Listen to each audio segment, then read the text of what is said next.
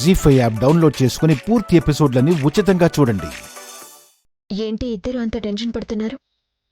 ఫోన్లు ఎవరు? తెలిసిన వాళ్ళు కళ్యాణి. తెలిసిన వాళ్ళైనప్పుడు మాటల్లో ఆ తడబాటెందుకు? మొహంలో ఆ భయం ఎందుకు? భయమా? మాకెందుకు భయం? తెలిసిన తను ఫోన్ చేస్తే మాట్లాడుతున్నాను. తెలిసిన అతనితో మాట్లాడుతున్నట్టుగా లేదే.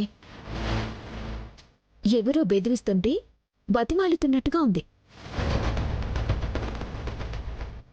ఆ విషయం తెలుసుగా? లేదు డెవెన్, పరిస్థితి అంత దూరం తెచ్చుకోం.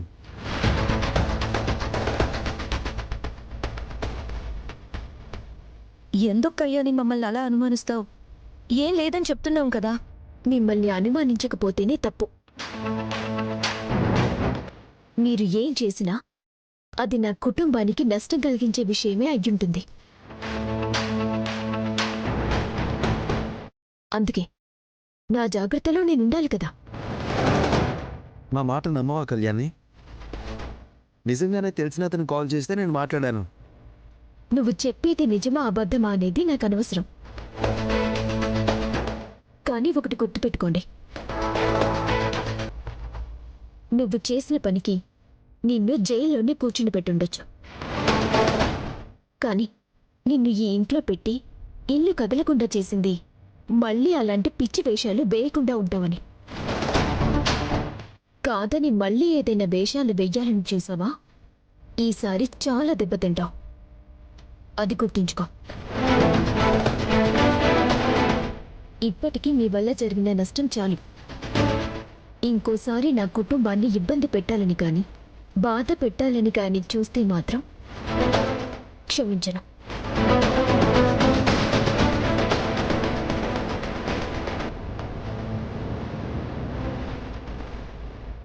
తర్వాత మీ ఇష్టం.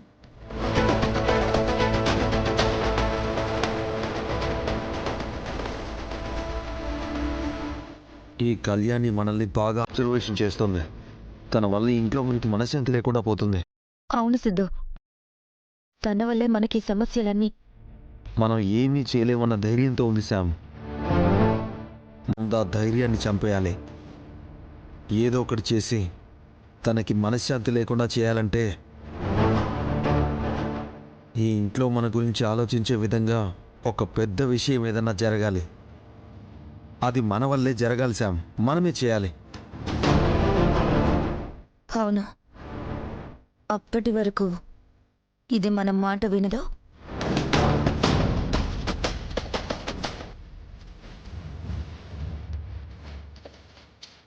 ఫోన్లో అవతల మాట్లాడింది ఎవరో? ఎందుకు వాళ్ళంతా టెన్షన్ పడుతున్నారో?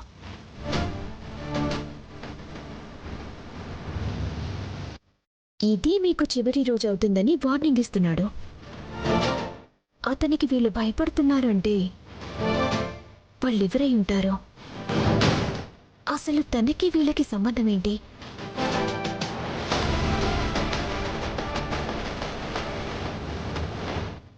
ఎలా అయినా సరే అతనెవరో తెలుసుకుంటే వీళ్ళ గురించి ఇంకా చాలా విషయాలు బయటపడేలా ఉన్నాయి.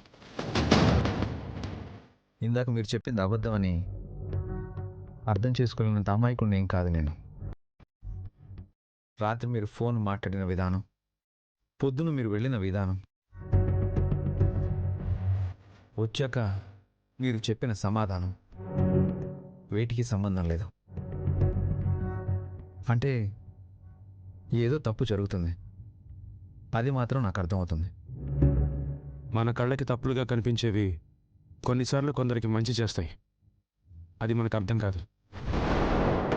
ఎవరికో మంచి చేయడం కోసం ఇంట్లో వాళ్ళని బాధ పెట్టడం కరెక్ట్ కాదు కదా మావయ్య. ఒకటి గుర్తుపెట్టుకోండి, అనుపమం అంటే నాకు చాలా గౌరవం, చాలా ప్రేమ. ఎందుకంటే భర్తగా మీరు పక్కన లేకపోయినా కళ్యాణిని ఎంత కష్టపడిపించిందో నాకు తెలుసు. ఎవరెన్ని మాటలన్నా, ఎవరెన్ని అవమానాలు చేసినా, ఏ రోజు ఎవరికి ఎదురు మాట్లాడలేదు. అన్నీ మౌనంగానే భరించింది. అంత మంచి మనిషిని బాధ పెట్టే పని చేస్తుంటే మాత్రం నేను చూస్తూ ఊరుకోలేను. ఎందుకంటే ఈ ఇంట్లో మా అమ్మ తర్వాత అమ్మలా నన్ను చూసుకుంది. నా తల్లి ప్రేమకి, నా అత్త ప్రేమకి నాకు తేడా ఏం కనిపించలేదు. అందుకే చెప్తున్నాను, ఏ రోజైనా సరే మీ వల్ల అత్తయ్య బాధపడే పరిస్థితి అంటూ వస్తే ఆ రోజు నేను ఖచ్చితంగా అత్తయ్య పక్కనే నిలబడతాను. నా నుంచి మీకు ఎలాంటి సపోర్టు ఉండదు. మీరు మా మావయ్య అన్న విషయాన్ని మర్చిపోవాల్సి వస్తుంది. అల్లుడి ముందు తలదించుకునే పరిస్థితి నాకెప్పటికీ రాదు. రాకుండా ఉంటే మంచిదే. వస్తే ఇబ్బంది పడతారని చెప్తున్నాను. నా గురించి నీకు తెలియదు సూర్య. నేను బయటికి వెళ్ళేటప్పటికీ నా గురించి తెలుసుకునేంత వయసు కూడా నీకు లేదు. మిమ్మల్ని చూసుండకపోవచ్చు, మీరు ఎలాంటి వాళ్ళో తెలుసుకునే వయసు నాకు లేకపోయి ఉండొచ్చు. కానీ మీ గురించి అత్తయ్య కానీ కళ్యాణి కానీ ఎప్పుడూ గొప్పగానే చెప్పేవాళ్ళు. వాళ్ళ మాటల్లో మిమ్మల్ని చాలా గొప్పగా ఊహించుకున్నాను. అంతే, ఆ స్థాయి నుంచి మీరు పడిపోకూడదని ఇదంతా చెప్తున్నాను. నా దురదృష్టం కొద్దీ నేను జైలుకి వెళ్ళి ఉండొచ్చు. అలాగని తప్పు చేసి తల వంచుకునే క్యారెక్టర్ కాదు నాది. కొందరికి నేను అర్థం కాకపోవచ్చు, కానీ అర్థమైన వాళ్ళు అనుపమ కళ్యాణిలాగా నన్ను ఎప్పుడూ ప్రేమిస్తూనే ఉంటారు. నా అనుమానం నిజం కాకూడదని నేను కూడా కోరుకుంటున్నాను.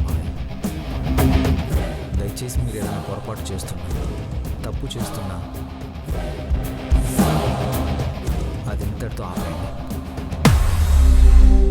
లేదంటే మీరు ఇబ్బంది పడాలి, మేము ఇబ్బంది పడాలి.